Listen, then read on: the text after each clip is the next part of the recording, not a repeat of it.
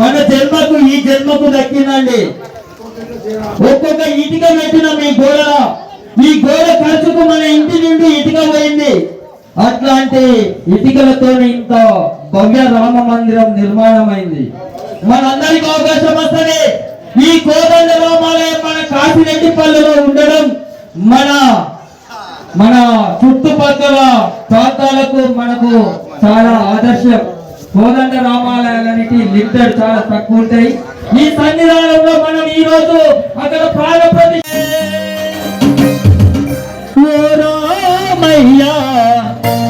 భక్తులకు ఆనందమే. దయచేసి అందరూ చేతులెత్తండి. రామరాజ్యం రావాలి, రాముడే రావాలి, భక్తులకు ఆనందమే. రామయ్యా భక్తులకు ఆనందమే.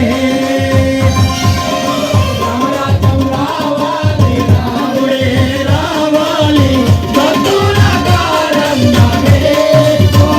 రామయ్యా భక్తులకు